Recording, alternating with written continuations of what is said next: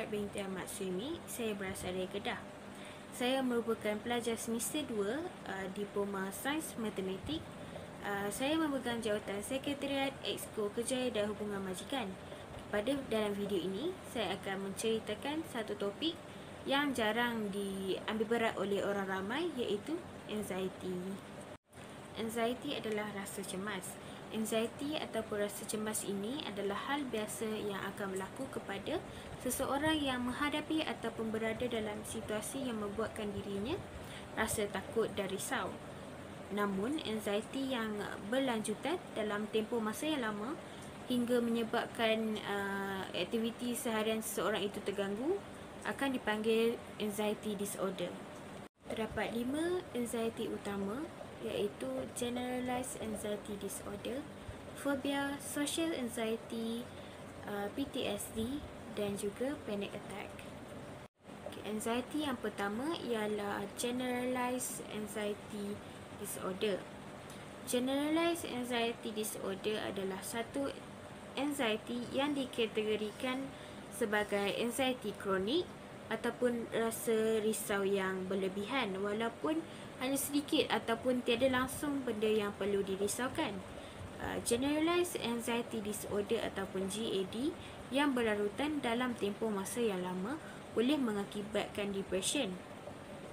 Hal ini akan menyebabkan mereka yang mempunyai GAD ini akan rasa sulit untuk melakukan aktiviti harian. Mereka yang mempunyai GAD ini juga akan cepat berasa letih, senang mual, sakit kepala, susah untuk fokus dan insomnia, iaitu tidak boleh tidur. Fobia ialah satu anxiety yang membuatkan seseorang itu berasa takut yang berlebihan terhadap sesuatu benda, binatang atau situasi tertentu yang biasanya tidak menimbulkan rasa takut kepada orang lain. Sebagai contoh, takut kepada tempat tinggi, takut kepada tempat gelap, takut kepada binatang yang tertentu seperti katak, ular dan cicak dan sebagainya. Oleh itu, mereka yang mempunyai fobia ini akan sedaya upaya untuk melarikan diri daripada berada dalam situasi yang mereka fobia terhadap. Anxiety yang ketiga ialah social anxiety. Orang yang mempunyai social anxiety ni akan rasa takut dan cemas yang luar biasa ketika berada dalam kelompok orang yang ramai ataupun situasi yang menyebabkan mereka berinteraksi dengan orang lain. Orang yang mempunyai social anxiety ini selalunya rasa dinilai ataupun dijudge oleh orang lain ketika mereka berada di tempat orang ramai. Mereka juga dapat merasa malu ataupun takut yang berlebihan ketika berada di tempat orang ramai. Hal ini menyebabkan mereka selalu duduk seorang diri ataupun akan sedaya upaya mengelakkan diri mereka berada dalam tempat yang crowded. Anxiety yang seterusnya ialah Post Traumatic Stress Disorder ataupun PTSD.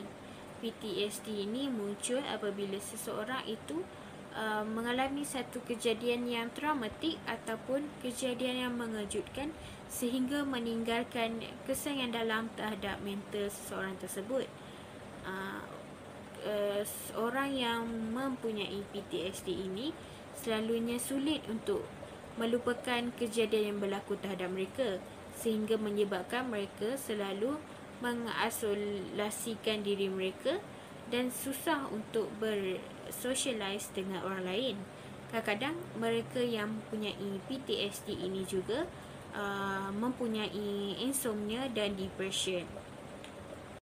Anxiety yang terakhir ialah panic attack.